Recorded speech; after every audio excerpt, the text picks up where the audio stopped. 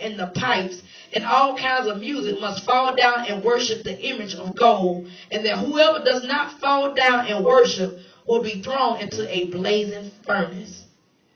But there are some Jews who you have set over the affairs of the province of Babylon, Shadrach, Meshach, and Abednego, who paid no attention to you, O king.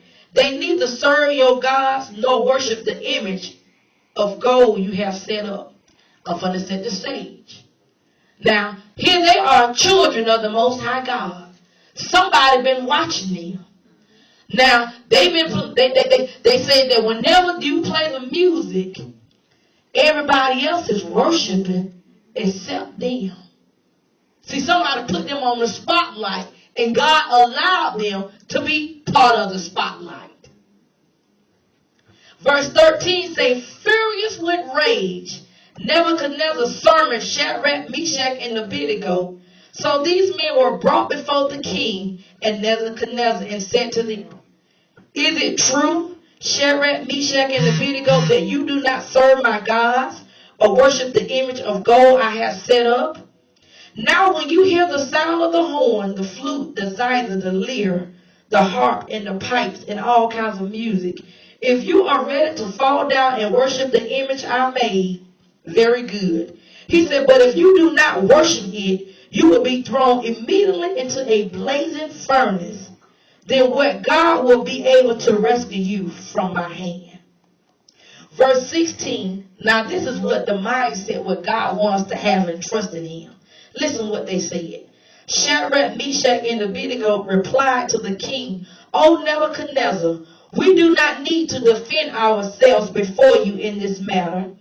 If we are thrown into the blazing furnace, the God we serve is able to save us from it, and he will rescue us from your hand, O king. But if he does not, we want you to know, O king, that we will not serve your gods or worship the king of gold you have set up. What am I saying? God wants us to be there in the midst of our situation, that we will trust him and say, you know what? God will deliver me.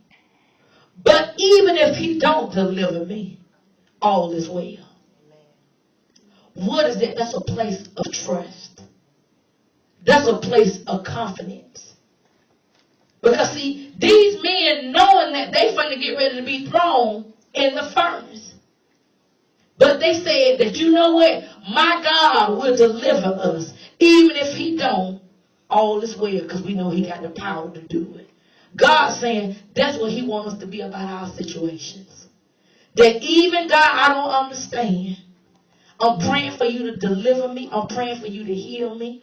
But even if you don't, I know you got the power to do it. Because what are you saying? You're saying that I'm putting my trust in him. See, when you look down to look at verse 19. It says, then Nebuchadnezzar was furious with Shadrach, Meshach, and Abednego, and his attitude toward them changed. He ordered the furnace heated 7 times hotter than usual. And he commanded some of the strongest soldiers in his army to tie up Shadrach, Meshach, and Abednego and to throw them in the blazing furnace.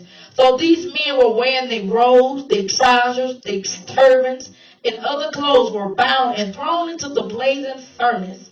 The king's command was so urgent that the furnace was so hot that the flames of the fire killed the soldiers who took them up. Now the furnace was so hot that the people who put them in the furnace, that they caught on fire. It says, verse 24, says, then the king Nebuchadnezzar leaped to his feet in amazement and asked his advisors, weren't there 3 men that were tied up and threw into the fire? They replied, certainly, O king. He said, look, I see 4 men walking around in the fire, unbound, unharmed, and the 4th looked like a son of the gods. Jump down to verse 28. It says, then Nebuchadnezzar said, praise be to God of Shadrach, Meshach, and Abednego, who has